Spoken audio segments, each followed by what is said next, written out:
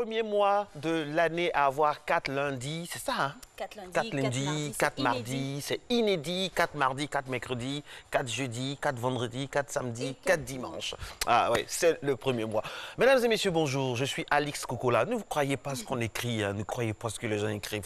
Moi, c'est Alix Kokola et je suis en compagnie de... Marcelin Govoy. Là, c'est Marcelin Govoy. Oui.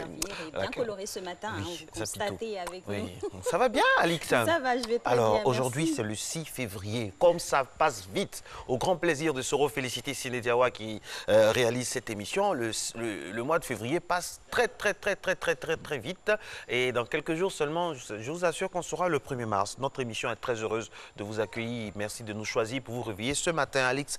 Qu'est-ce qu'on a dans notre besace aujourd'hui? Aujourd'hui, en tout cas, des courses bien achalandées pour vous occuper. En ce mercredi, 3e numéro de cette autre semaine, on aura bien sûr à parler de famille avec notre consultant Joe Frédéric Zabi. La question aujourd'hui qui nous occupera, c'est de savoir, est-ce qu'on peut être ami à son enfant? Voilà. Et comment cela va se passer si on doit être ami à son enfant? Est-ce qu'on partage tout?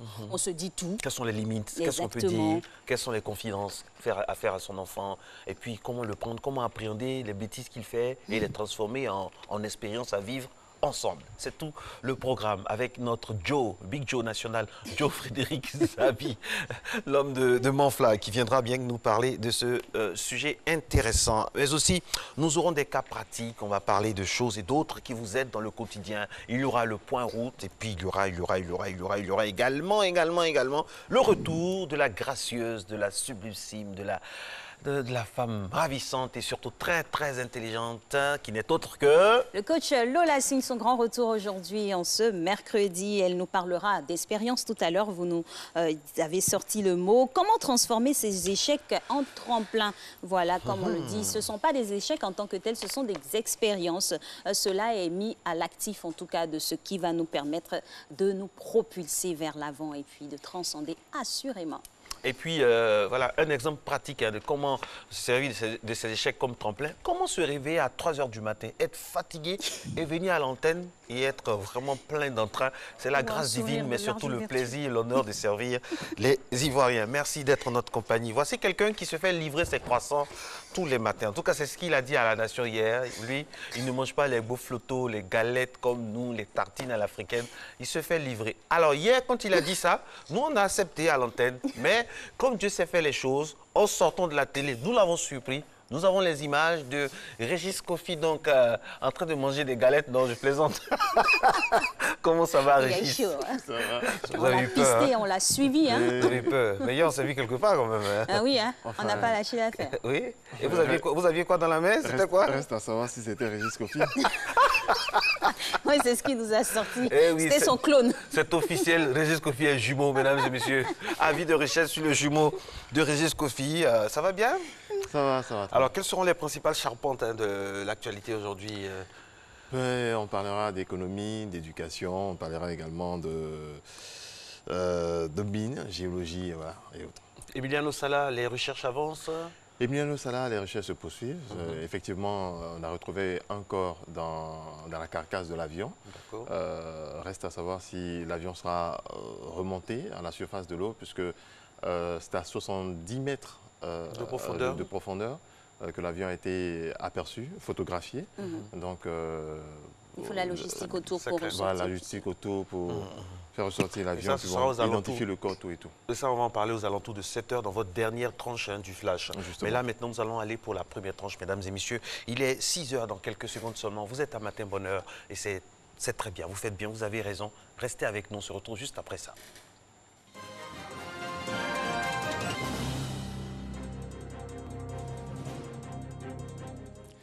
Madame, monsieur, bonjour, bienvenue dans cette édition. On démarre avec les indicateurs du commerce extérieur de la Côte d'Ivoire qui restent au vert. Les échanges commerciaux avec le reste du monde ont connu une hausse de 12% en 2017. Cette performance est due en partie aux réformes entreprises depuis quelques années maintenant. Le ministère du Commerce, de l'Industrie et de la Promotion des PME a dressé le bilan de ces actions. Cheikh Koné. La Côte d'Ivoire a enregistré un excédent de son commerce extérieur de 1 708 milliards de francs CFA en 2017, une progression de 30% en une année. Cet excédent commercial est la résultante de l'augmentation des volumes commerciaux entre la Côte d'Ivoire et le reste du monde. Ils sont passés de 11 493 milliards en 2016 à 12 896 milliards en 2017, soit une hausse de plus de 12%.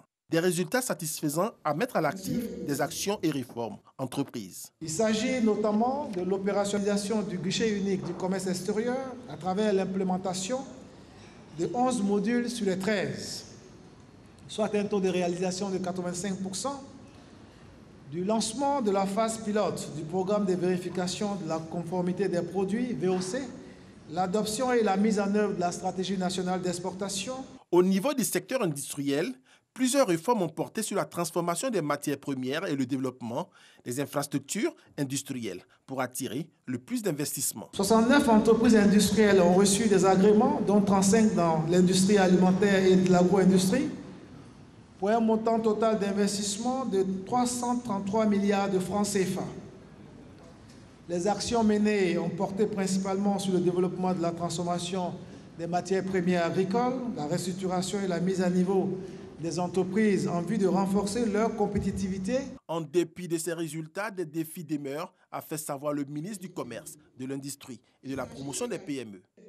Il a annoncé la mise en œuvre d'un programme d'action de son département ministériel axé sur 34 actions prioritaires et 105 activités en 2019. Le tout pour une enveloppe de plus de 196 milliards de francs CFA. Une volonté affichée du gouvernement saluée à juste titre par l'ensemble du personnel de cette administration. Pour ce qui nous concerne, au Conseil national des exportations, nous sommes heureux qu'à la suite de M. le Président de la République, M. le ministre vient de nous confirmer que la stratégie nationale d'exportation de la Côte d'Ivoire sera mise en œuvre effectivement en 2019. Et nous en sommes plus qu'heureux. L'occasion nous permet de faire un bilan et de nous projeter pour le futur. C'est vrai qu'en matière de projet, surtout de réalisation d'infrastructures, ce n'est pas un projet de construction des bâtiments qui, dès démarrer en début de mois, vous êtes au chaînage peut-être 2 ou 3 mois après. En Côte d'Ivoire, les secteurs du commerce, de l'industrie et des PME contribuent à plus de 80% de la richesse nationale.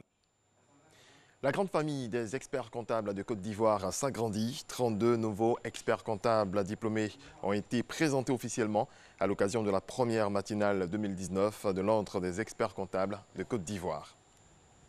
On quitte l'économie pour l'éducation. 32 bacheliers issus des séries C et D ayant obtenu la mention bien ou très bien ont été sélectionnés pour un programme de bourse. Cette bourse d'études du ministère du pétrole, de l'énergie et des énergies renouvelables a pour vocation d'assurer à la Côte d'Ivoire des ressources humaines de qualité en faveur du développement du secteur pétrolier. Sephora Zegui, Franck Quadio. Sélectionnés sur la base de leurs résultats performants à la dernière session du baccalauréat, ces 32 étudiants bénéficient d'une bourse d'études pour les États-Unis octroyée par le ministère du pétrole, de l'énergie et des énergies renouvelables. Ce programme de bourse vise à intégrer ces jeunes dans les domaines de l'hydrocarbure et de l'électricité. Abdourahmane Sissi, ministre de tutelle, a demandé à ses étudiants bénéficiaires d'être des modèles pour les prochaines générations. Bénéficier d'une bourse pour les États-Unis, une opportunité jugée unique par ses étudiants. Pour rappel, le programme de bourse d'excellence du ministère du pétrole, de l'énergie et des énergies. La Côte d'Ivoire participera à la 25e édition du forum IDABA, investir dans l'industrie minière africaine, placée sous le thème « Soutenir le développement économique durable de l'Afrique ». La plateforme qui se tient à Cape Town, en Afrique du Sud, du 3 au 7 février 2019 est l'occasion pour la délégation ivoirienne de faire la promotion du secteur minier ivoirien, d'en présenter les potentialités, les objectifs et les perspectives. Voilà qui marque la fin de ce point de l'actualité. Je serai de retour à 6h30. Merci à vous, Régis. À tout de suite pour le Flash Afrique. Alors, c'est sûr que vos 50 pompes ont déjà été exécutés ce matin, n'est-ce pas? C'est la marche maintenant. Ah oui, ça a changé. Laissez-lui là. Le salon, la cour. Franchement, vous occupez des informations. Vous êtes ça, c'est clair. Il nous mystifie. Toujours, il y a une nouvelle information actualisée, traitée. En fait, justement, il faut toujours vous êtes insaisissable, quoi. Voilà. Vous êtes insaisissable. Après les pompes, on aura quoi? C'est la marche maintenant. Actuellement, c'est la marche. Après le javelot. Maintenant, non, après, ça Lancer sera des la disques. natation. La natation. Maintenant, voilà. La l'eau- natation chaque matin, du lundi au jeudi. Avant Non, après, ça sera, non, Après. ça sera la natation. La D'accord. natation, bon, on va trouver les le heures. créneau. Et après la natation, enfin le javelot. Peut-être. Pourquoi le lancer de disques aussi? Pourquoi pas? C'est pas disque, c'est le seul de croissant, puisqu'il y a une livraison chaque matin. Merci, c'est Matin Bonheur, c'est la bonne humeur, qu'on soit journaliste, animateur. On est donc tous en appartient au label RTI qui est très heureux de vous réveiller et surtout de vous faire rire. Mais aussi, pas seulement faire travailler les zygomatiques, mais faire travailler le corps tout entier, n'est-ce pas, ma très chère? Exactement. Aujourd'hui, on va s'atteler à se concentrer sur votre abdomen, notamment les abdos. Et puis, le coach Cyril va essayer de trouver 2-3 petits carrés de chocolat. Pourquoi pas?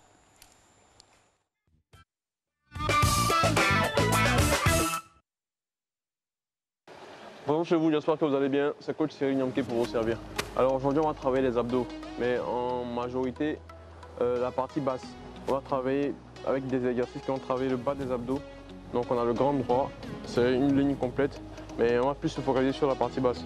Pour tous ceux qui ont les ventres un peu ronds et qui veulent faire partie le gras excessif au niveau du bas, on va essayer de renforcer de renforcer cette partie-là, de plus la tonifier par des...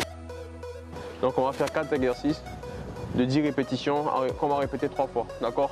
Premier exercice, on va se coucher sur le dos. On va arrondir le dos. On va tendre les deux jambes et maintenir la position pour 10 secondes. Allez, 1, 2, 3, 4, 5, 6, 7, 8, 9. Bas du dos bien plaqué au sol. Je vous rappelle, les mains en bas des fesses. On va enchaîner avec des battements pour 10 répétitions. 1, 2, 3, 4, 5, 6, 7, 8, 9, 10. Troisième exercice, on va fléchir les jambes, tendre vers l'avant et revenir. J'enchaîne les exercices pour garder la tension dans les abdos. 3, 4, 5, 6, 7, 8, 9, 10. Dernier exercice, on va pousser le bassin. On va écarter les mains pour les poser au sol. Pousser le bassin vers le haut. Pas avec la puissance des jambes, mais avec la puissance des abdos. Alors regarde, on pose la tête au sol. On pousse le bassin vers le haut. Contrôle la descente. 1, 2, 3, 4. Vous avez la possibilité de poser la tête au sol. 6, 7, 8, 9 et 10. Vous devez monter le plus haut possible. On part pour la deuxième série d'exercices avec les mêmes exercices, les mains en bas des fesses. On repart, jambes tendues. Si vous avez mal au cou, vous pouvez poser la tête au sol. Allez, 1, 2, 3, 4, 5, 6, 7, 8, 9, 10 battements. 1, 2, 3, 4, 5, 6, 7, 8, 9, 10. On bloque, on fléchit et on tend. 1, 2, 3, 4, 5, 6, 7, 8, 9 et 10. On tend les jambes vers le haut. 1, 2, 3, 4. On contrôle la descente. 5, 6, 7, 8, 9 et 10. Troisième série d'exercices. Allez, courage. C'est la dernière. Jambes tendues. Allez, 1, 2, 3, 4, 5, 6. N'oubliez pas de respirer, très important. 9, 10. Battements. Allez, 1, 2, 3, 4, 5, 6, 7, 8, 9, 10. Flexion, extension des jambes. 1, 2. Quand on lève la tête, on a les muscles du cou qui travaillent en même temps. Donc vous pouvez sentir de douleur, mais c'est un peu normal. Mais si vous sentez trop de douleur, vous pouvez poser la tête au sol. 6, 7, 8, 9 et 10. Dernière série. On écarte les mains, on les pose au sol.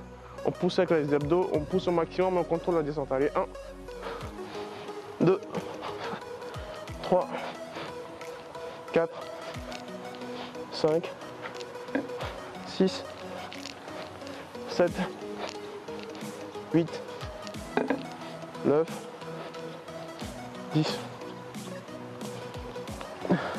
Parfait. Fin de cette petite session, fin de ce petit circuit spécial abdos pour le bas de vos abdos. J'espère vous avoir apporté mon aide. J'espère que ces exercices vous aideront à mieux sentir vos abdos, à les travailler. Vous pouvez les faire en dehors de cette émission, vous pouvez les faire les soirs, vous pouvez vous organiser pour les faire en cours de journée. Tant que vous avez le temps, tant que vous restez actif, c'est le plus important. Et j'espère qu'ils vous aideront à avoir un meilleur corps, à vous sentir mieux de votre peau. À très bientôt et prenez soin de vous. Au revoir. Merci beaucoup, coach. 6h11 partout en Côte d'Ivoire, à Korogo également, où nous saluons Yaraba, Chimchodi, David et puis également Yélé, qui nous regarde certainement d'un kiosque du quartier Sobat, quartier 14, ou bien de Kanaforo, je ne sais pas comment on prononce, excusez-moi si je prononce mal, Bananforo, c'est cela. Des endroits magnifiques de Côte d'Ivoire qu'il faut visiter avec le magnifique musée, la voie principale de Korogo, triomphante et toujours très très bien, qui fait honneur donc aux autorités de la ville. Aujourd'hui, mesdames et messieurs, c'est le 6 février. Et le 6 février, tenez-vous bien, ce n'est pas n'importe quel jour. Quand on entend cette chanson, ça vous dit quelque chose. Ouais. 6 février 1945, Mr. Robert Nesta Marley respire pour la première fois, voit le jour. Icône intemporelle, tutélaire et mythique de la musique dite reggae. Robert Nesta Marley est une icône. Et cette chanson, la chanson préférée d'Alix, Stir It Up, pour lui dire hommage à toi, l'artiste. Merci infiniment. Et oui, exactement, ce grand homme de la musique mondiale tout court, et en particulier porte-étendard de la musique reggae. Malheureusement, on se souvient, hein, on a une date aussi très ancrée dans le calendrier. C'est le 11 mai 1981 où il nous a quittés. Mais aujourd'hui, 6 février 1945, il est né. Ja! Rastafari. Oh, le Rastafari, bluffeux. Rastafari. C'est ça. Alix, toujours glamour, quelle que soit la situation. Ah, on se lasse pas d'écouter cette magnifique chanson. Ah oui, en tout cas. Et c'est sur cette note encore qu'on va souhaiter d'autres anniversaires, hein, notamment de Jacques Villeray, comédien français. Il est né le 6 février 1951. Malheureusement, il nous a également quitté un 28 janvier 2005. Voilà l'image, en tout cas, on se souvient de ce comédien-là. Jacques Villeray, fantasque comédien qu'on n'oubliera jamais. Voilà, ça vous rappelle un film, hein, Le Dîner de Cons. Oui. Ah oui, magnifique. 6 février 1932, François Truffaut, autre cinéaste, autre icône du cinéma français, donc qui est né. Donc c'est décidément la journée de naissance des stars, François Truffaut. Donc, un cinéaste français, grand cinéaste, autant derrière, devant, partout dans l'environnement, dans la sphère du cinéma. Et le président 40e, plus précisément, des États-Unis d'Amérique, M.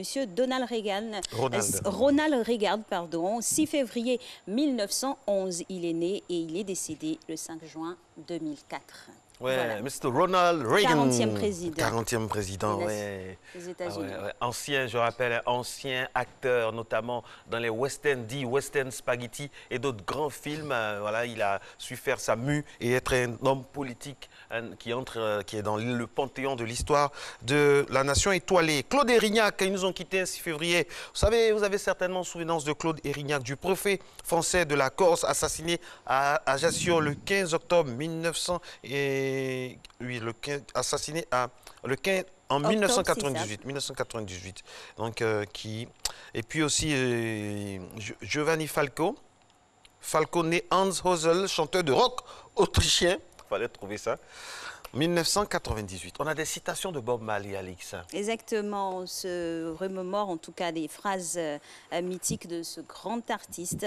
Ce qui sort de ta bouche qui maintient en vie. Donc, c'est ce qui sort de ta bouche qui te maintient en vie, ou encore la grandeur d'un homme ne se mesure pas à la richesse qu'il acquiert, mais à son intégrité et à sa capacité à affecter positivement les gens autour de lui. Ça, c'est vrai. Et comme disait aussi Louis de Funès, hein, pour corroborer les dires de Bob Marley, quel que soit votre style, votre entrain, votre richesse, si vous n'avez pas bon cœur, vous ne valez rien. Merci d'être en notre compagnie, mesdames et messieurs. Il est 6h15 et tenez-vous bien. Ça, je me tourne vers Alix et je lui dis, Aujourd'hui, c'est la journée mondiale sans téléphone mobile. Et Alice moi, m'a fait la promesse. Bien, hein. Alice m'a fait la promesse qu'à partir de 7 h jusqu'à minuit, elle ne répond plus à son téléphone. Donc, vous êtes prévenus. La seule personne pas la peine d'appeler. C'est pas la peine d'appeler. La seule personne qui peut appeler, c'est votre serviteur. Je ne répondrai pas. Vous allez appeler, mais je ne vais pas répondre. Ah non, non, bah topé. Non. La suite, Alice, qu'est-ce qu'on a dans notre besace pour continuer cette émission? Aujourd'hui, on a bien sûr la diététique. Hein. On a aussi ce trio-là, palais gustatif que l'on, en tout cas, titille pour les mercredis. On n'a pas de petit-déj aujourd'hui, mais on a diététique. Aujourd'hui, on s'intéresse au repas fait à base de patates douces. Non, patates douces, on a tellement mangé de patates douces, on a décidé de changer au dernier moment. Oui, on a dit que la finalement... carte a changé. Oui, le menu a changé. Décidément, c'est le bienfait de l'avocat. Ça fait du bien, l'avocat. C'est pas mal aussi.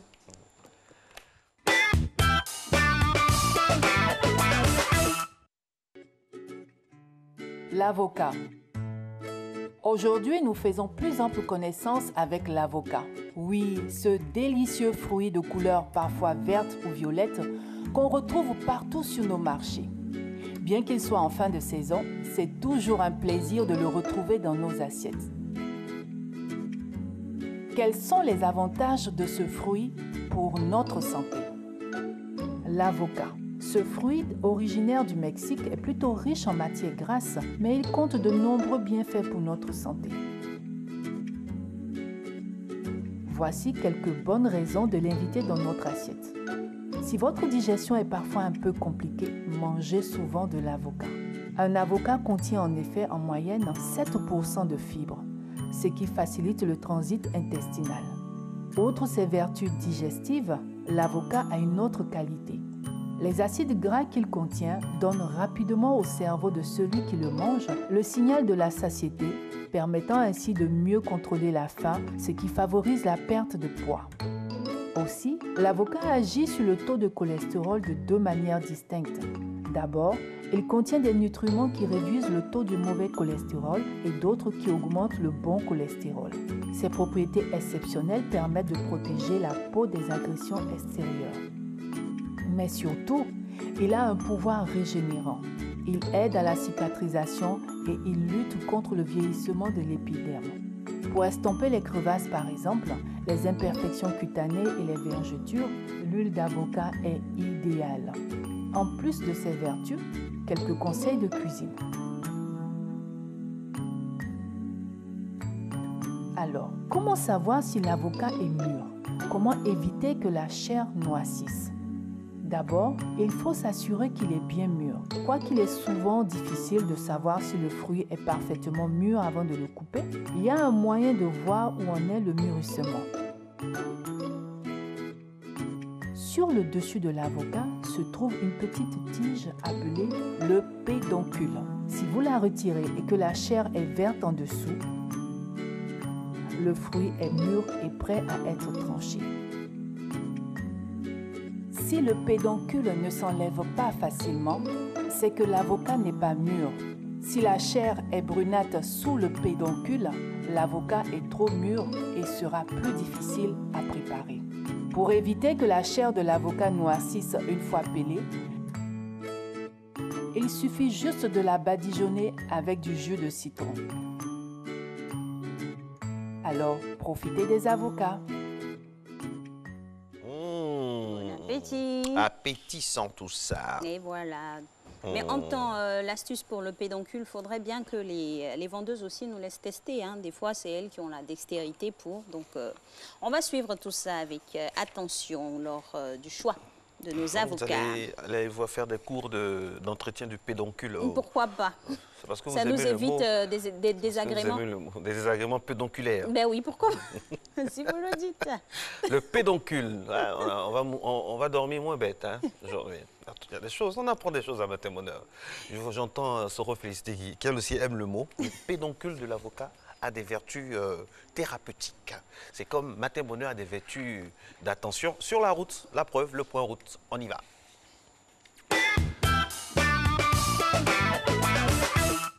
Concentration donc sur les voies. En tout cas, on y va toujours pour la première qui nous accueille. Aujourd'hui, c'est le pont de Gaulle. Pédoncule routière. Non, pas de pédoncule routière. Juste attention, prudence, modération. Et puis voilà, pas d'affluence à cette heure-ci, 6h20 exactement. Ça se passe bien sûr. Remarquez que le bus, là, il passe à chaque fois qu'on prend la parole.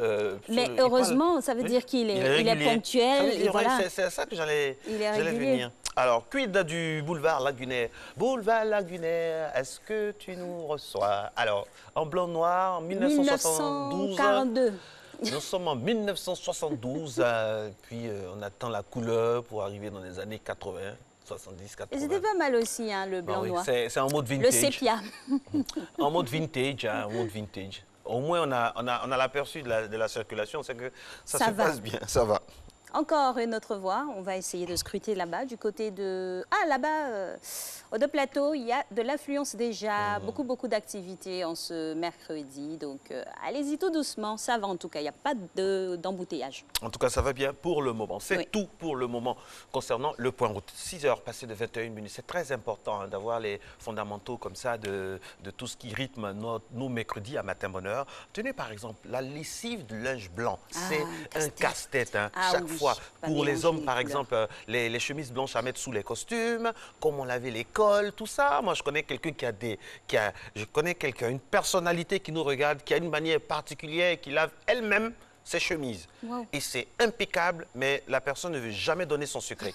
C'est une personnalité de ce pays, mais ça, je fais tout pour avoir le secret. Je vais tout faire pour avoir avant la fin de la saison pour vous dire. Bref, et vous, comment vous faites? Ou du moins, comment doit-on faire pour bien faire la lessive du linge blanc? C'est le cas pratique de ce jour.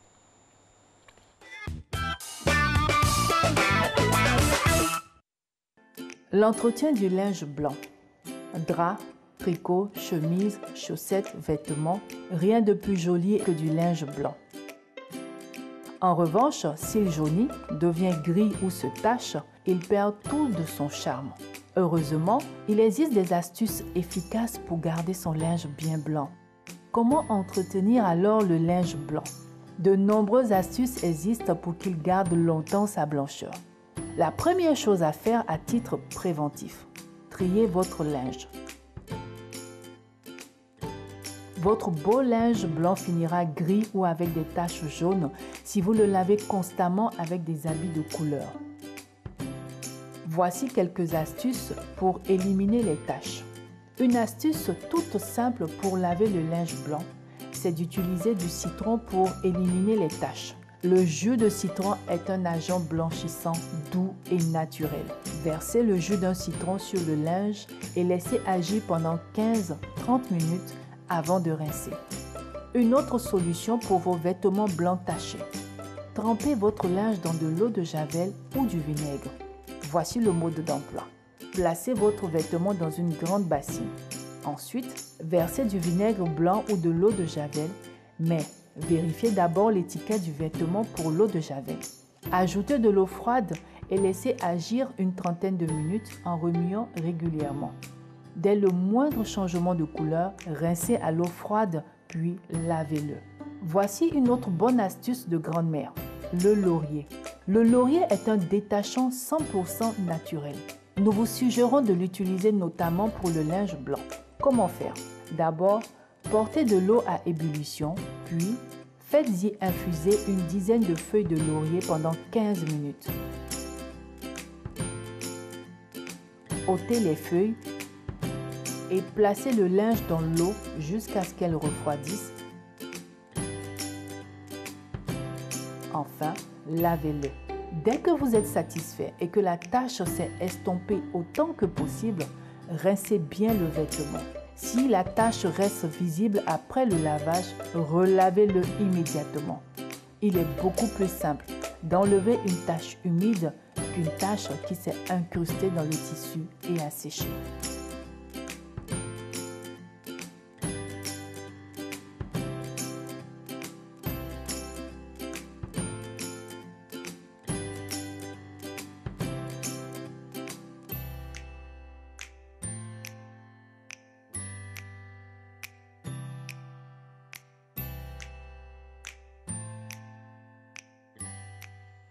Alix, Je sais que vous connaissant, vous avez des astuces qu'on n'a pas vues là. Oui, aussi, on peut utiliser de gros grains de sel. Pour, sel de mer, hein? Oui, le sel de mer pour la lessive, pour le rinçage. Et puis voilà, avec ces astuces-là aussi, on ne va plus tolérer tout ce qui sera comme col noir, noirade, chemise blanche. Ouais. Donc, messieurs en particulier, faites attention. Mesdames aussi, c'est valable pour tout le monde puisque nous portons aussi des tenues de couleur blanche. Voilà. Alors, 6 heures dans 1 minute seulement, on aura le journal. Je rappelle aujourd'hui, mesdames et messieurs, que c'est la journée mondiale sans téléphone mobile. Phil Mars, un écrivain indépendant et instigateur de ce rendez-vous citoyen depuis le 6 février 2001, propose 3 jours de réflexion sur le Mobilou, outil technologique qui a changé le comportement humain. Oui, le téléphone portable aujourd'hui est devenu pratiquement une respiration technologique, hein, avec les réseaux sociaux où on entend du tout, du bon, du moins bon, du pire parfois. Mais hélas, ça fait partie de la société. On est obligé de faire avec. Mais attention, dans l'utilisation du téléphone portable, il faut l'utiliser avec parcimonie. Les Chinois, les Japonais, par exemple, recommandent de ne pas dormir avec son téléphone à proximité de la tête. Soit dit en passant, hein. Je dis ça, je dis rien. En tout cas, c'est une très bonne information que vous donnez là. Aussi, grande journée à célébrer aujourd'hui, journée internationale contre les mutilations génitales. Selon les estimations de l'Organisation mondiale de la santé, entre 130 et 140 millions de femmes ont subi une forme quelconque de mutilation génitale. La Côte d'Ivoire, notre pays, est l'un des pays les plus touchés malheureusement par la pratique de l'excision. Et on estime à 36% le nombre de femmes excisées en Côte d'Ivoire, à dire que la pratique persiste et relève donc de l'euphorisme. C'est pas vrai.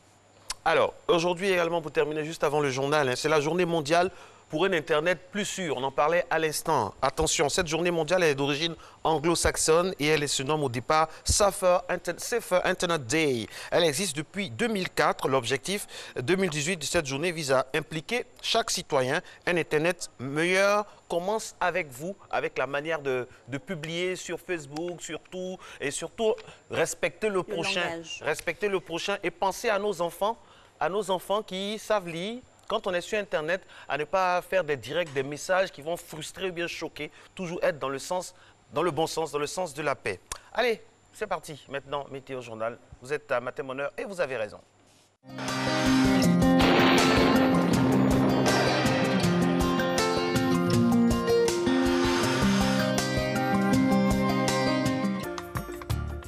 Mesdames et messieurs, bonjour. Pour cette matinée, on aura un début généralement nuageux sur les zones du sud et de l'ouest avec des possibilités de pluie, notamment dans le sud-est ainsi qu'à l'ouest. Le centre, l'est et le nord observeront des passages nuageux en début de période avant de faire place à un temps ensoleillé. Les températures pour la matinée, la maximale affichera 26 degrés à Abidjan, 25 degrés sera observé à Diaké, 24 degrés à Bondoukou, Boaké et Daloa, 25 degrés à Dambokro tout comme à Gagnoa, 24 degrés à Korogo, 23 degrés à Man, 22 degrés de minimale à Odiéné, 25 degrés à San Pedro Sassandra Tabou, 24 degrés à Yamoussoukro. Pour l'après-midi, le début sera relativement ensoleillé sur l'ensemble du pays. Cependant, la combinaison de l'insolation et de l'humidité entraînera la formation de denses nuages sur le sud forestier, le littoral et l'ouest qui déboucheront sur des orages et de la pluie. On aura un retour des vents secs dans la partie nord du pays avec une sensation d'harmattan. Le centre et l'est du pays seront faiblement nuageux et ensoleillés. Les températures pour l'après-midi à Abidjan tout comme à Diaké, on notera 32 degrés, 35 degrés dans la ville de Bondoukou, Boaké, Daloa et Dambokro, 34 degrés à Gagnoa, 35 degrés à Korogo, 33 degrés à Man, 35 degrés à Odiéné, 31 degrés de minimale à San Pedro, 32 degrés à Sassandra tout comme à Tabou, 34 degrés à Yamoussoukro. Très bonne journée à toutes et à tous.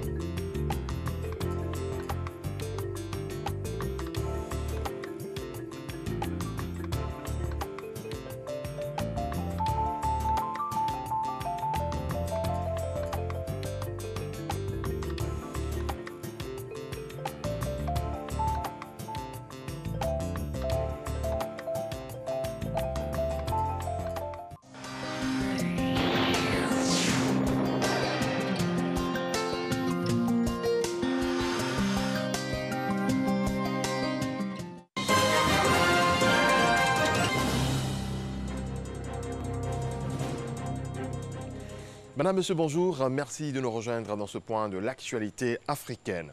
Les chefs d'État du G5 Sahel se sont réunis hier pour un sommet à Ouagadougou, au Burkina Faso. Ils devront impérativement réfléchir à des solutions pour tenter d'enrayer la spirale infernale dans laquelle s'enfonce le Burkina Faso, où les attaques djihadistes se multiplient avec encore 14 personnes tuées lundi. C'est la première tournée régionale du président Félix Tshisekedi, le président de la République démocratique du Congo, depuis son investiture. Et elle a commencé par l'Angola.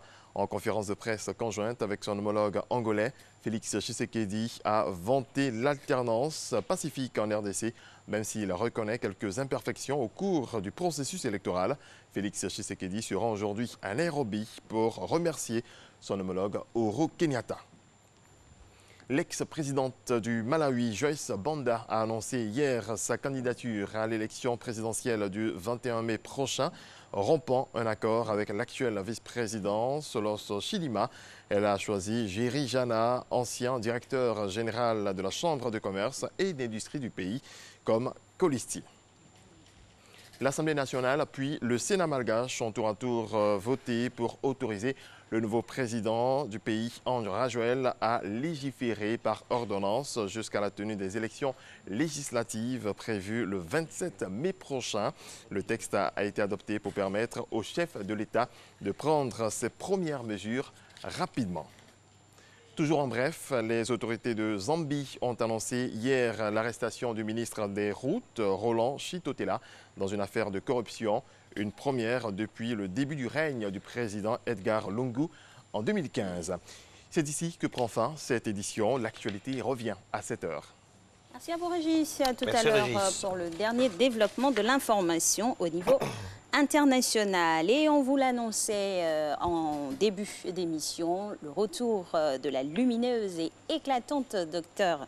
Peut-être, oui, c'est notre femme de médecine aussi. Coach Lola, experte en soft skills. Aujourd'hui, elle nous parlera de comment transformer ses échecs en tremplin. Il faut savoir que les échecs font partie de la vie, mais les échecs, c'est pas la vie. Exactement. Bonjour, coach. Bonjour, Alix. Bonjour, Marco. Bonjour, coach. Alors, je suis tellement contente d'être là ce matin. C'est vraiment un réel plaisir de retrouver les téléspectateurs de Matin Bonheur. À chaque fois que je viens ici, je me dis qu'il y a une personne qui a besoin d'entendre une phrase, une idée, une méthode pour changer son quotidien. Exactement. Alors, comment transformer ces échecs en tremplin? Quels sont les axes qu'on peut emprunter par rapport à ce thème? Aujourd'hui, on va vraiment parler de la réinvention.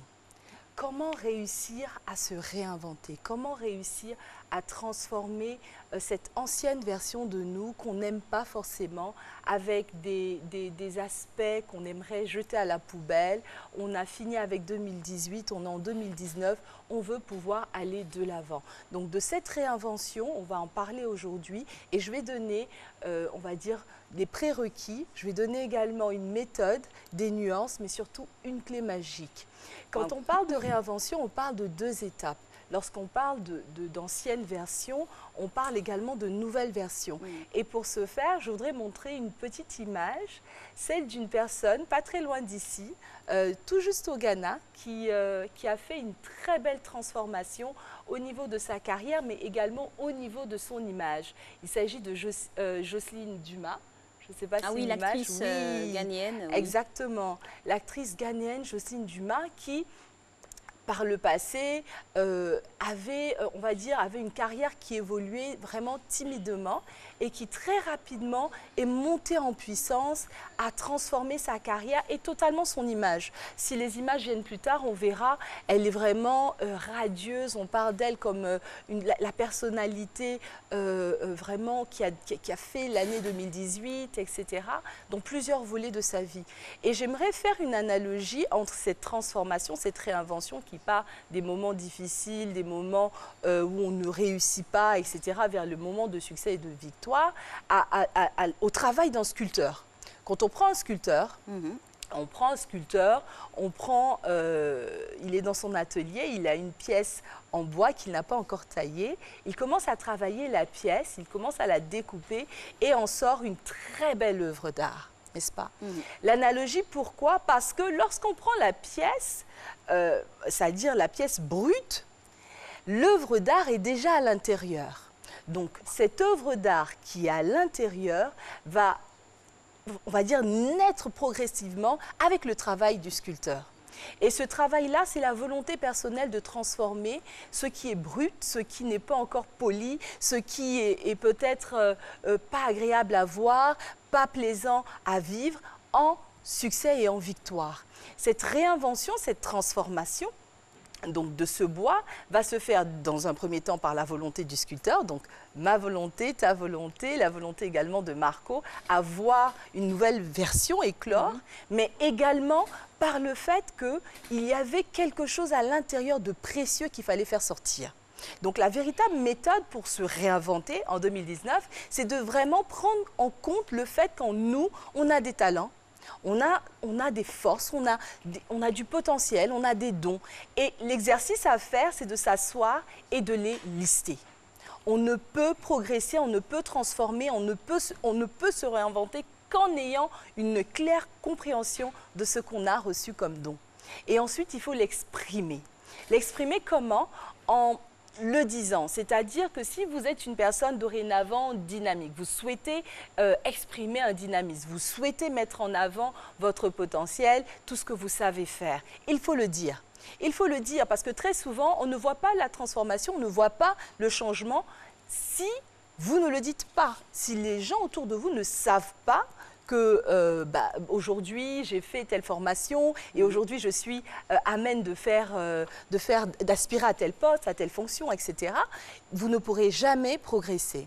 Donc c'est véritablement votre devoir de vous exprimer et d'exprimer ce changement-là, ce potentiel que vous avez acquis. Durant tout ce parcours-là, on n'occulte pas le fait qu'il y ait des fois des blessures qui vont dégénérer sur un manque de confiance en soi. Comment, au préalable, se défaire de cette étape-là d'abord avant de pouvoir rebondir? Excellent, c'est justement le prérequis. La réinvention, quand on veut se réinventer, on veut se transformer, on veut aller vers cette nouvelle version, il faut s'assurer d'une chose, avoir véritablement transformé son système de pensée. Transformer son système de pensée, c'est-à-dire être prêt à accueillir cette nouvelle personne, être prêt psychologiquement, être prêt dans sa manière de voir les choses, être prêt dans sa manière de réagir. C'est-à-dire, il faut anticiper, c'est-à-dire aujourd'hui, je ne peux dire que je ne serai pas blessée, irritée ou rattrapée par des choses que j'ai fait par le passé. Mais ce qu'il faut se dire, c'est se préparer à cela, être déterminé à embrasser totalement le changement et à mettre vraiment derrière soi tout ce qui n'arrange pas, toutes ces blessures, toutes ces situations qui n'aident pas. Donc le prérequis, c'est vraiment le changement du système de pensée.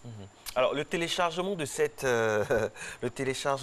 nouvelle façon de penser d'une personne à une autre peut différer. La durée, ça peut durer, ça peut être rapide. Alors, est-ce que l'environnement intervient? Et quand il intervient, comment s'en protéger? Alors, l'environnement va toujours avoir un impact. On est plus ou moins un résultat de l'environnement dans lequel on grandit, on vit et on se développe.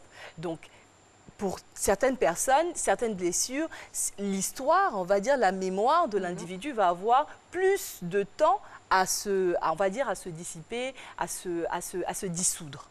Mais il faut rester focus sur l'objectif. C'est pour ça que je le disais tout à l'heure, il faut transformer ce système de pensée.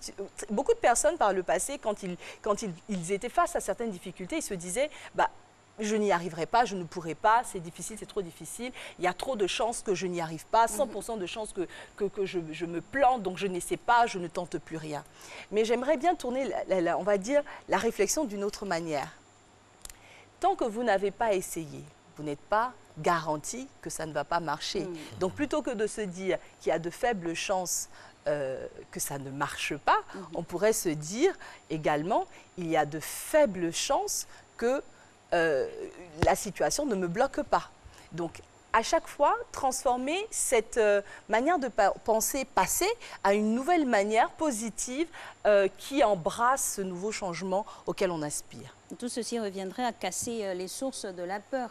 Les sources de la peur, les sources des blessures, les pensées négatives. On l'a vu dans d'autres matinales. On a tellement de choses qu'il faut mettre à la poubelle pour embrasser cette nouvelle personne qu'on veut voir éclore en 2019. Il y a une pensée qui dit, lorsque vous fuyez la tentation ou fuyez le changement, ne lui montrez pas, ne lui donnez pas votre nouvelle adresse. C'est vrai. Comment faire en sorte qu'on puisse tenir? Parce qu'après, comme on dit aussi dans d'autres livres saints, les démons viennent à 7 fois plus puissants. Hein.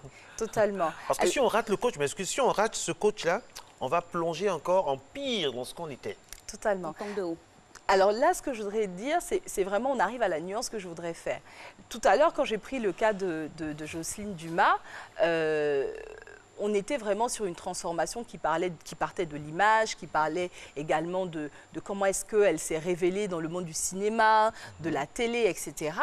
On parle beaucoup de l'aspect extérieur. C'est par exemple, aujourd'hui, si on prend Marco ou bien on prend Alix et qui disent, bon, demain Marco change de chemise, il porte une très belle chemise qu'il aime, il apparaît à la télévision, il se sent bien, c'est éphémère. Parce que 2 minutes, 3 minutes après, ce bien-être produit de l'extérieur vers l'intérieur. Parce que quand tu portes une nouvelle chemise, ou par exemple Alix a une nouvelle voiture, elle se sent bien, elle est à l'aise et tout. C'est de l'extérieur et un peu de bien-être à l'intérieur. Pour pouvoir réussir véritablement cette réinvention, il faut s'assurer d'une chose. Il faut véritablement s'assurer que la transformation part de l'intérieur vers l'extérieur. Sinon, c'est du matérialisme. C'est pas exactement du matérialisme, ça peut s'apparenter à cela, mais c'est éphémère. C'est éphémère. C'est vraiment éphémère. Et il faut passer de la motivation véritable à la transformation. Donc, la motivation, c'est « Ok, j'ai entendu Coach Lola ce matin, j'ai entendu de belles paroles, j'ai transformé ma garde-robe, je suis allée chez le coiffeur, j'ai changé ma coupe, je me sens un peu bien. Et puis après, j'ai du mal à maintenir le rythme, j'ai du mal à faire durer cette transformation dans la durée jusqu'en décembre. » Alors, je vais vous raconter une petite histoire pour vous montrer un peu comment est-ce que cette transformation doit véritablement se faire pour être durable. Vous êtes prêts? Oui. Alors déjà, avant la question, avant l'histoire, je voudrais vous poser une question. Ah là là là là là.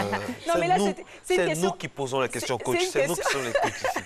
C'est une question simple. Je veux juste savoir, en 2019, la réinvention pour Marco et Alix, elle serait à quel niveau s'ils devaient se réinventer? On démarre avec Marco. Joker. Joker, bon alors... On ne diffuse pas les secrets de fabrication. Bon, n'est-ce pas, Alix? On va partir un Joker Alix. sur le plateau. En tout cas, le Joker de la matinale est sorti. On va partir sur un objectif que je pense que tout le monde doit avoir, c'est-à-dire peut-être avoir un peu plus d'argent.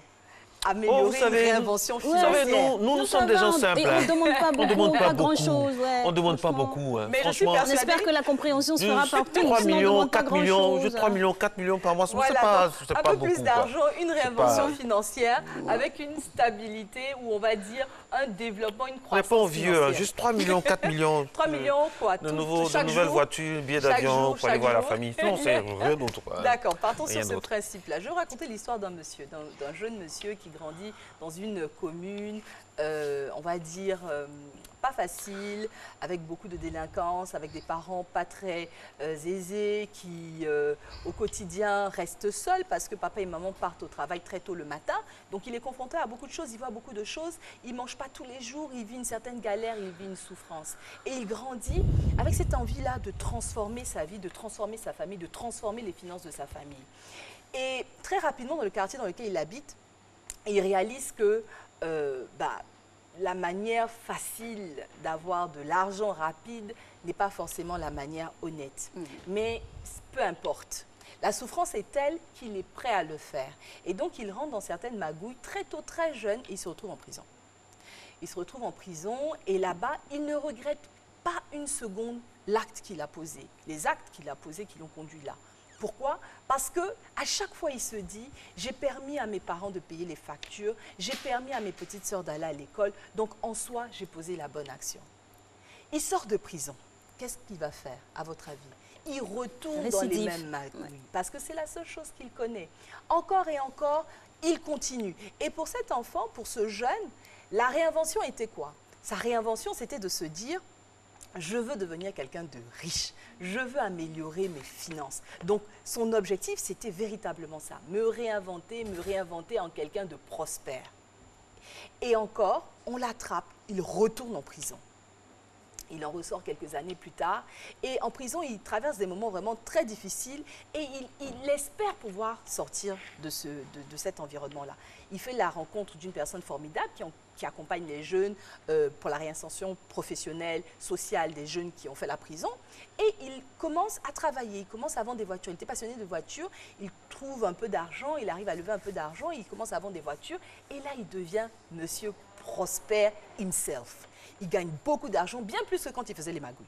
Donc là, il est content, il commence à offrir des cadeaux à tout le monde et c'est comme si ses rêves d'enfant commencent à se réaliser. Je commence à m'occuper de ma famille, je commence à m'occuper de mes parents de manière honnête. Mais ce qu'il n'avait pas appris, c'était à gérer l'argent.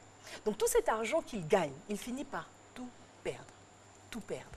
Alors, l'histoire de ce jeune, qu'est-ce qu'elle nous dit? Elle nous dit que cette personne a connu, en recherchant l'argent, plusieurs formes d'argent. L'argent gagné honnêtement et l'argent gagné malhonnêtement.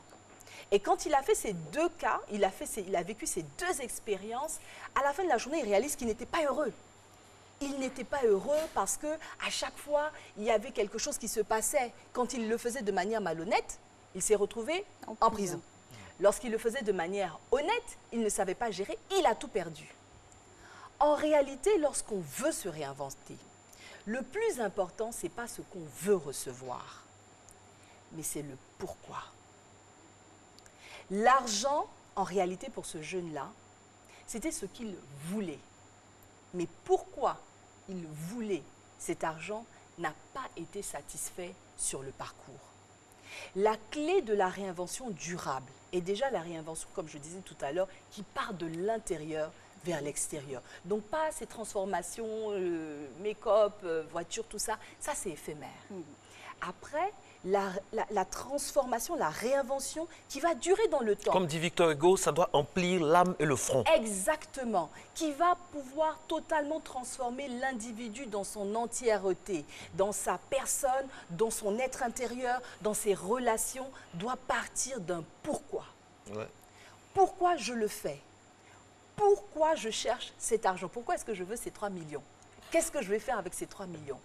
Et c'est véritablement... Par mois. Par mois. Je pensais que c'était par jour. Non, pas par jour. Pour le moment, c'est par mois. Par mois. Donc en euros. En euros. Ok, d'accord.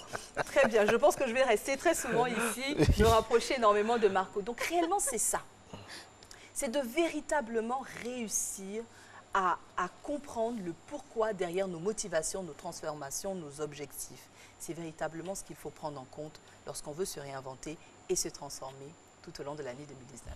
Wow. Et à partir du pourquoi, il devrait découler beaucoup d'autres questions. Beaucoup de choses. C'est-à-dire que le pourquoi, c'est la semence. C'est la semence de départ et le quoi, c'est la plante qui va naître. Et sur le parcours, il y a le parcours de ce tremplin-là pour le changement. C'est comme un vol qu'on prend. Il y a des hôtesses, il y a des stewards, il y a un pilote qui nous guide, il y a des gens qu'on rencontre dans l'avion. Et je reviens sur l'environnement, c'est déterminant aussi. Totalement. C'est déterminant. Totalement. L'environnement va amener l'individu, quand on prend le cas du jeune que je racontais tout à l'heure, l'environnement permet justement de saisir certaines opportunités. J'aime utiliser le mot en anglais « helpers » pour parler de toutes ces personnes qu'on rencontre pendant ce voyage. Pendant ce voyage, il y a des personnes qui sont postées à différents endroits, à différents moments, pour nous apporter l'aide dont on a besoin pour pouvoir passer, franchir d'une étape à une autre. Une question, excusez-moi de couper, une question de Joseph qui regarde l'émission. Vous avez parlé de transformer les échecs en tremplin, mais il y a des gens qui peuvent aussi transformer leur tremplin en échec.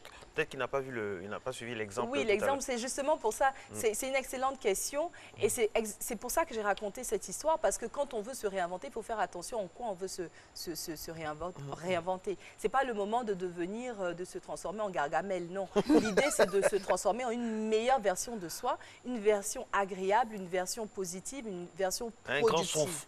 Voilà, un grand schtroumpf, c'est beaucoup mieux. Et donc l'idée...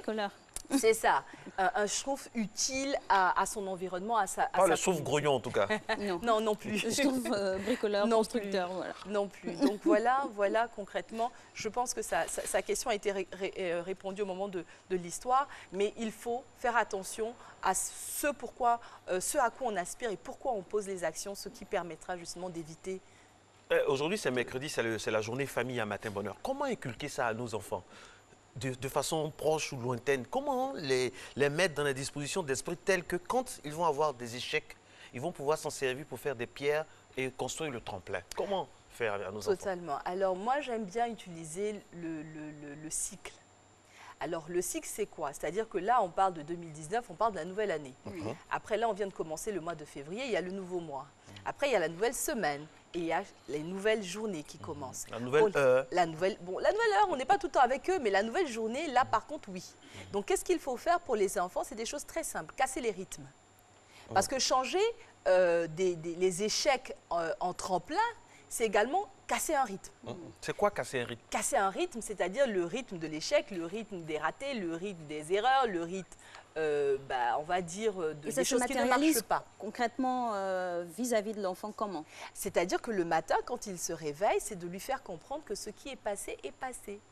Aujourd'hui, c'est une nouvelle journée. On commence. Donc moi, c'est un exercice que je fais très souvent le matin. C'est une nouvelle journée qui commence. Donc aujourd'hui, on choisit de faire ça, d'être ça et de devenir ça. Donc tous les matins, on change. C'est-à-dire on oublie ce qui s'est passé hier. Donc pour les enfants, en fait, c'est d'habituer l'enfant à se réinventer lui-même. Et en début de semaine, faire le même exercice. En début de semaine, dire pareil. C'est la nouvelle semaine. Qu'est-ce que tu veux faire cette semaine? Qui tu veux être? Même si vous êtes en face de l'enfant le plus turbulent du monde. Cette semaine, tu seras sage. Cette semaine, tu vas écouter le maître en classe, etc. Bonjour mon enfant, tu t'appelles Govoï Noura, tu es une championne. Ne l'oublie pas, de temps en temps, aujourd'hui tu vas gagner, tout ça.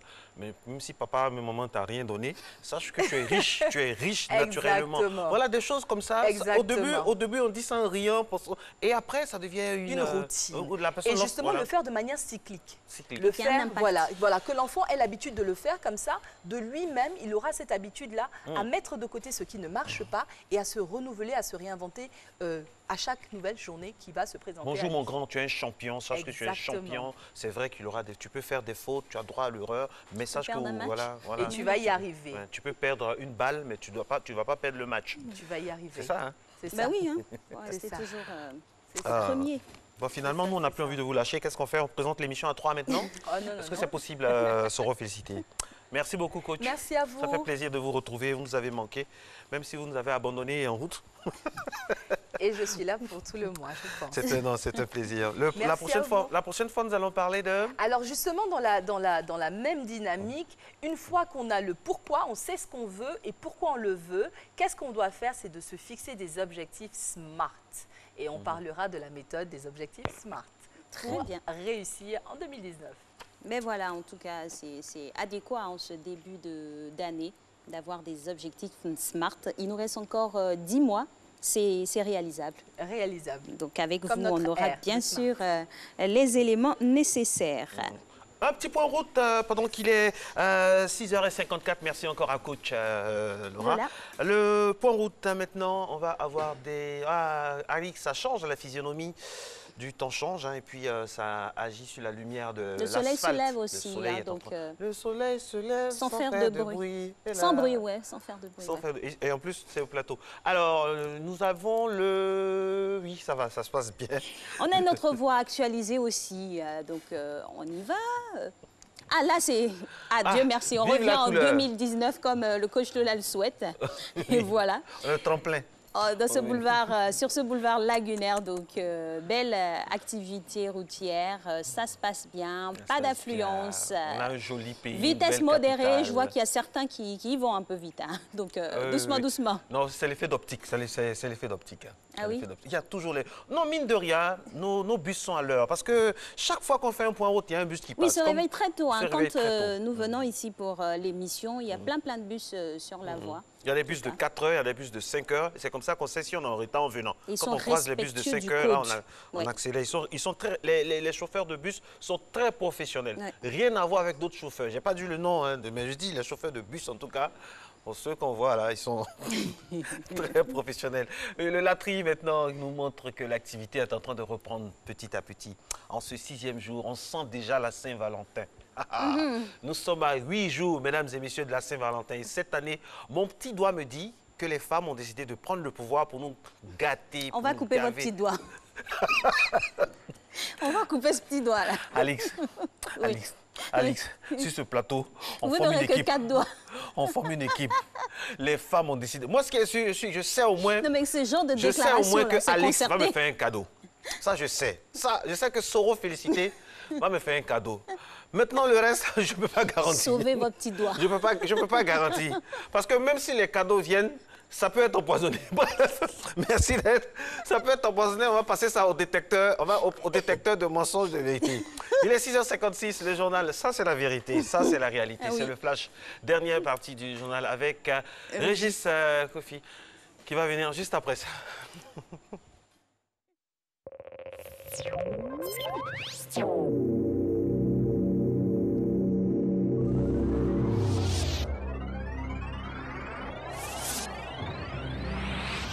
Sous le patronage de son Excellence M. Amadou Gon Coulibaly, Premier ministre, ministre du Budget et du Portefeuille de l'État, sous la présidence de M. Sidiki Moko Touré, ministre de la Communication et des Médias, porte-parole du gouvernement, la Société ivoirienne de télédiffusion IDT procède au lancement officiel de la télévision numérique terrestre TNT. Lieu, centre émetteur d'Abidjan à Bobo. Date, vendredi 8 février 2019. Heure, 9h. Partenaires et acteurs du projet de la TNT, vous y êtes cordialement invités. Infoline 22 01 05 00 45 00 34 74 44 60 94 95.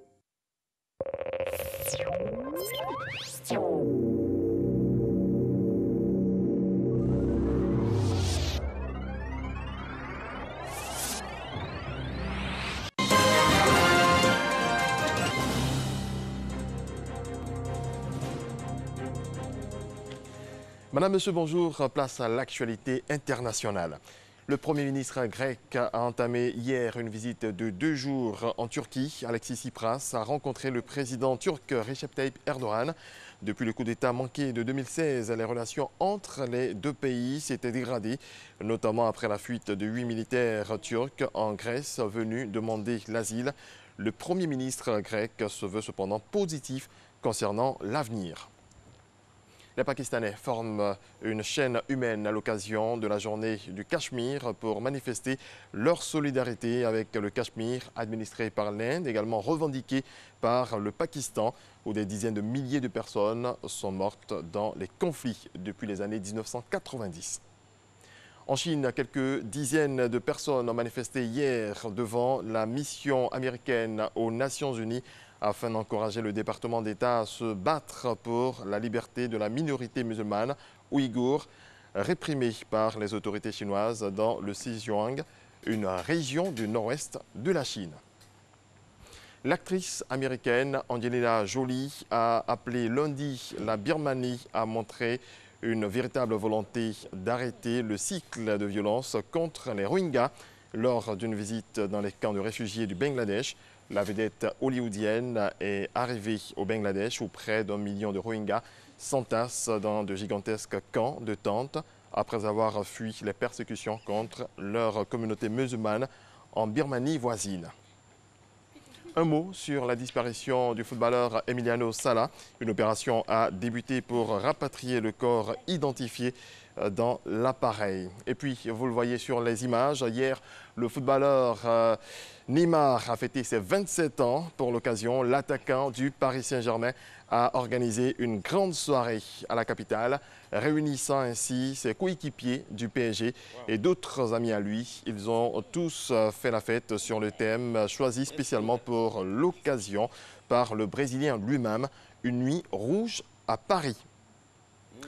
Cristiano Ronaldo a fêté également hier ses 34 ans sans tambour ni trompette, un moment juste en famille. Et pour terminer, on va se souhaiter bonne et heureuse année aux Chinois. La nouvelle année en Chine a démarré hier, l'année du cochon symbolisant la prospérité. Voilà, c'est la fin de ce rendez-vous actualité. Merci à toutes et à tous de votre attention. L'info continue sur les www.rti.info.ci. Voilà. En chinois, ça donne quoi? Bonne année du cochon? Attention Régis en chinois, mesdames et messieurs, en exclusivité. On dit, il faudrait commencer en baoulé par exemple. En chinois, vous risquez de ne pas comprendre. Ah ouais. J'aime bien la réponse. Ah ouais, merci beaucoup. Régis, bonne année. Et puis le dress code, hein. Le dress code, ça fait Saint-Valentin hein, de Neymar, avec Kylian Mbappé qui était magnifique aussi dans sa tenue, Daniel Alves. La grande classe. Grande classe, quoi. Au PSG, c'est toujours la grande classe, quoi. Paris, c'est magique. Kylian Mbappé. Alors, nous... Merci d'être avec nous. Ben oui, bien sûr. Hein. On a vous un remercie téléspectateur toujours particulier d'être avec aujourd'hui, nous. Hein. Qui nous regarde, qui nous envoie des messages. On le salue, il se reconnaît. Oui, on va fixer la caméra, oui. Ma caméra, c'est la 2. Et puis, Voilà. parler à tous les téléspectateurs. On lui fait un Vous gros remercier bisou. encore de nous suivre. Ceux qui se réveillent très tôt le matin aux aurores pour nous scruter aussi. Et puis, avec nous partager toutes les informations qu'on a aujourd'hui. Aujourd'hui, c'est mercredi. On a le sujet de la famille avec le docteur Joe Frédéric Zabi, psychothérapeute de couple et donc de la famille. Peut-on être ami avec son enfant? On va essayer en tout cas de tisser les liens entre ces deux personnes-là et puis décortiquer le sujet avec plaisir. Mais avant, l'élément illustratif.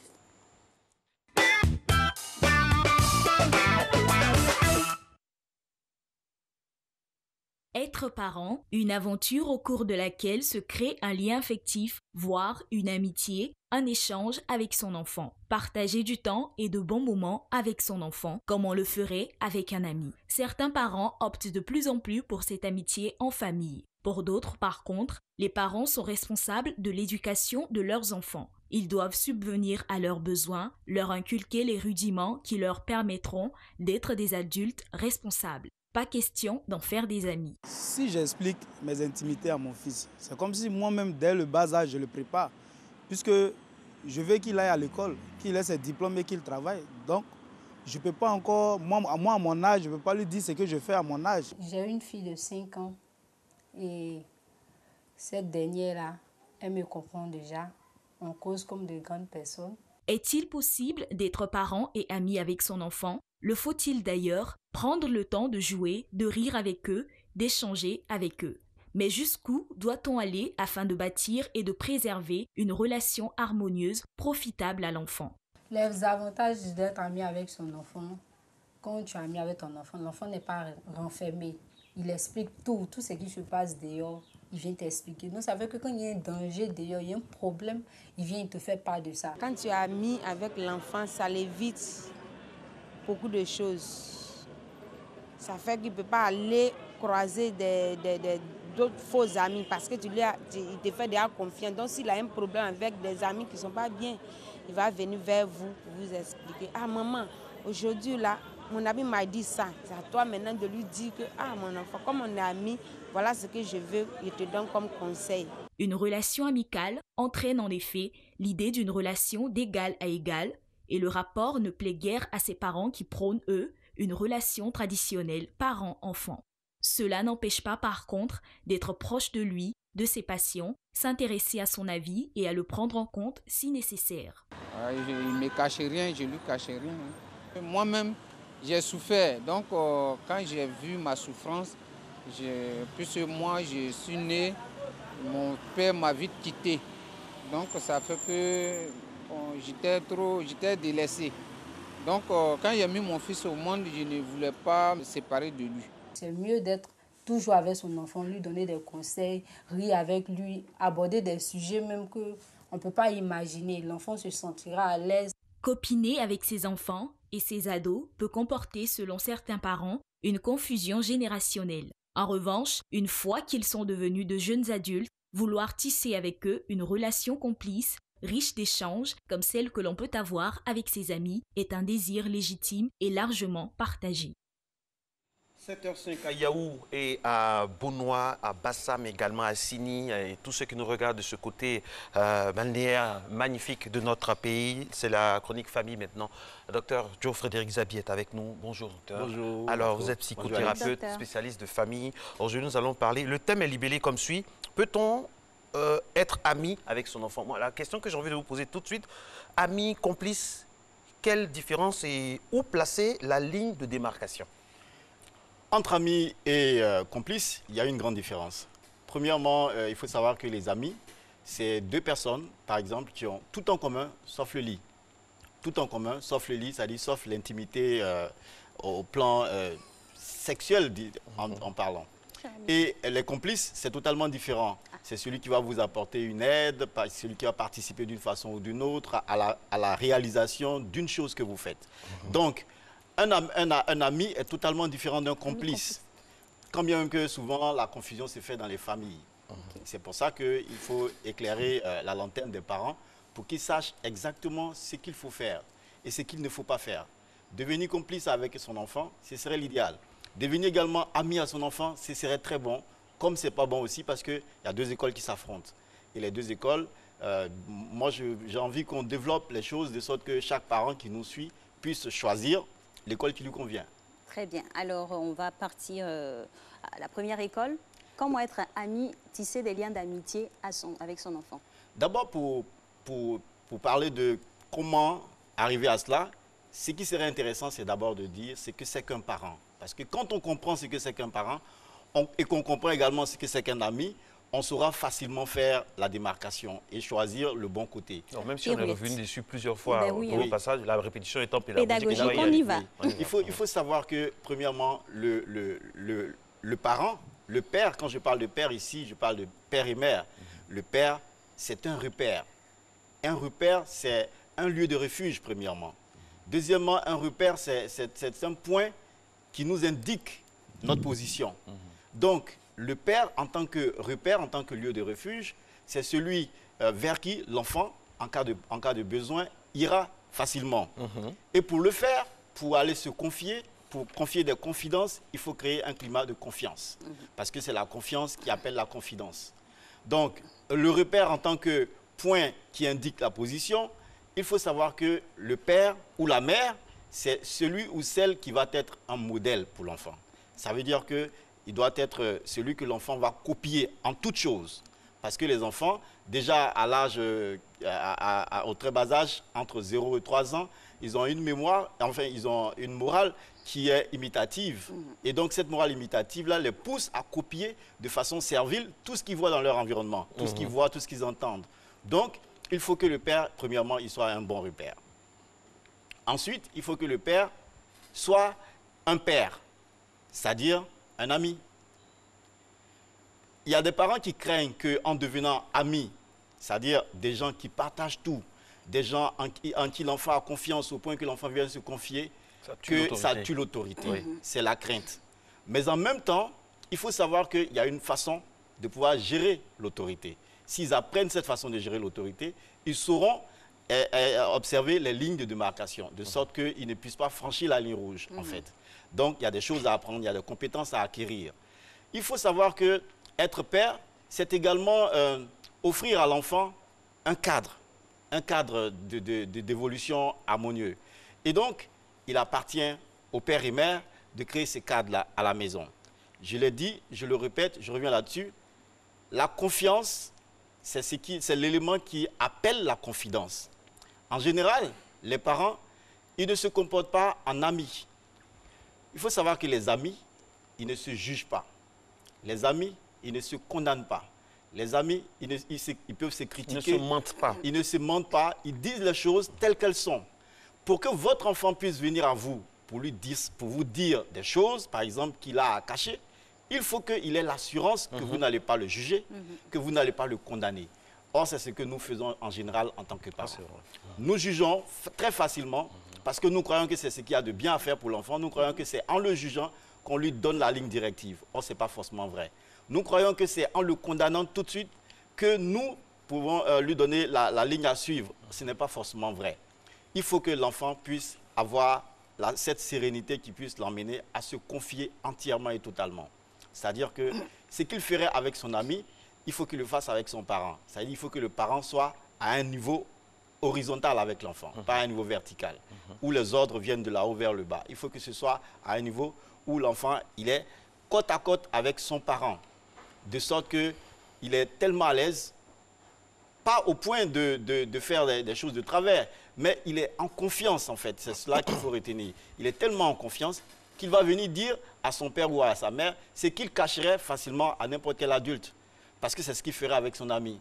Et généralement, c'est cet aspect-là qui nous manque en tant que parents. C'est pour ça qu'on entend souvent des parents dire « mon enfant, il préfère écouter ses amis plutôt que moi, son parent ». Et dans le cadre de la complicité, comment cela se matérialise? La complicité, elle est factuelle, elle est ponctuelle.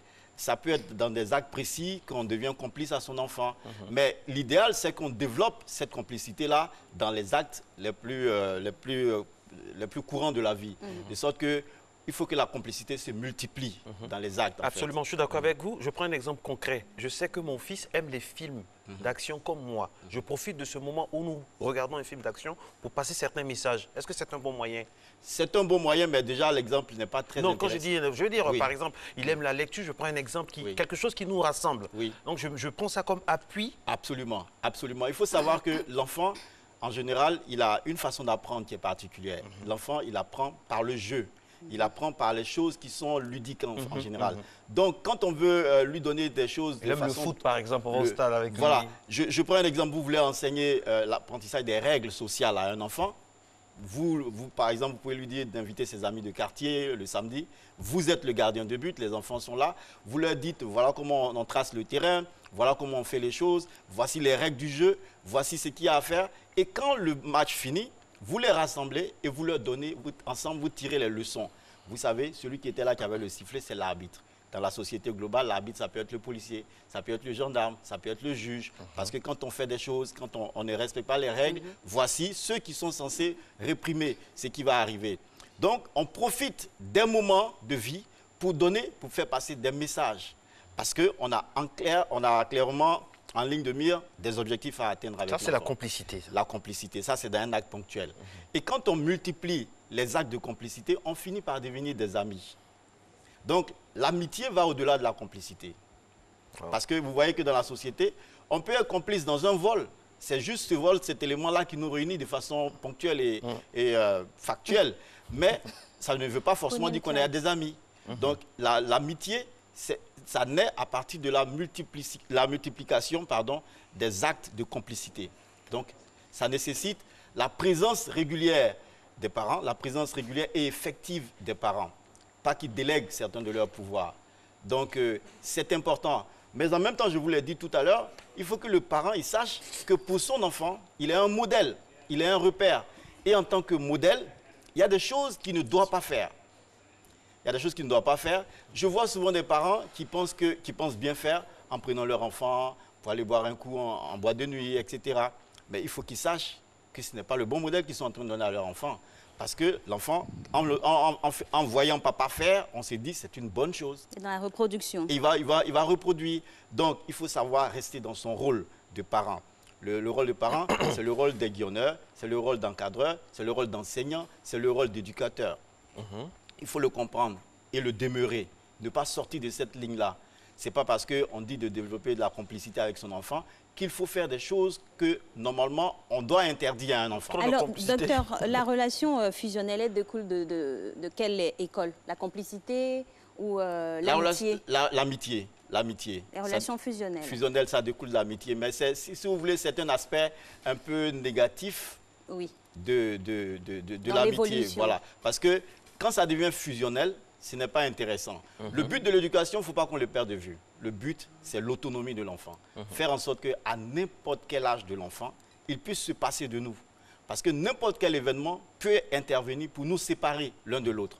Donc, si on développe des relations fusionnelles avec l'enfant, il va être totalement déséquilibré quand un événement va venir créer une rupture entre le père ou la mère et l'enfant. Donc, il ne faut pas tomber dans tout ce qui est comme surprotection, fusionnelle, etc. Il ne faut pas tomber dedans. Il faut savoir garder mesure. Il y a une préoccupation de quelqu'un qui nous envoie un message pour dire quand advient, par exemple, la fête de Noël, mon enfant qui est de sexe masculin, cas concret, veut une poupée. Il n'est pas attiré par les cadeaux de son sexe. Dans des familles, surtout africaines, ça c'est un scandale. Parce qu'on tout de suite, on se dit que oui, il ne faudrait pas que l'enfant dévie. Comment on peut réparer ça là? Comment la complicité ou l'amitié peut intervenir pour recadrer ça? Vous savez, il y a des phénomènes qu'on apprécie avec le regard d'adulte. L'enfant, quand lui veut une poupée, à 3 ans par exemple, un garçon qui veut une poupée à 3 ans, lui ne sait pas faire la différence. Il ne sait pas que c'est une poupée et c'est dédié normalement aux femmes. Pour lui, c'est un jouet. Il veut un jouet, point à la ligne. C'est le parent qui sait que ce jouet-là n'est pas adapté à un garçon. Donc, il faut faire les choses... Dans d'autres sociétés, on dira pourquoi pas. Pourquoi un garçon ne peut pas avoir une poupée? Donc, c'est ce que je suis en train de dire. À cet âge-là, l'enfant n'a pas une conscience sexuelle. Il y a des choses que l'enfant fait. ça ne veut pas forcément dire qu'il a une conscience qui va vers les choses auxquelles les adultes que nous sommes pensons. Donc, il faut rester dans la ligne. Un enfant, il veut une poupée. On peut lui offrir la poupée tout en lui expliquant, non, en lui expliquant dans le détail et sur le long terme, avec la répétition et la bonne façon de lui expliquer les choses, que ce genre de cadeau, peut-être qu'il sera styliste, c'est vrai. Que ce genre de cadeau n'est pas fait pour les femmes. Mais si on ne le fait pas, ça peut créer... Vous savez, ce n'est pas parce qu'on refuse quelque chose à quelqu'un que la personne va se refuser cette chose. Moi, je peux vous demander quelque chose, vous pouvez me la refuser. Ok, vous me la refusez, mais moi, je peux me l'offrir, d'une façon ou d'une autre. Donc, ce n'est pas parce qu'on interdira la poupée à l'enfant que s'il a des déviations sexuelles à développer, il ne les développera pas. Ce n'est pas ça. Donc, c'est déjà de comprendre que, attention, il y a quelque chose. Pourquoi mon enfant il est attiré par les jouets des femmes, par exemple? Je cherche à comprendre.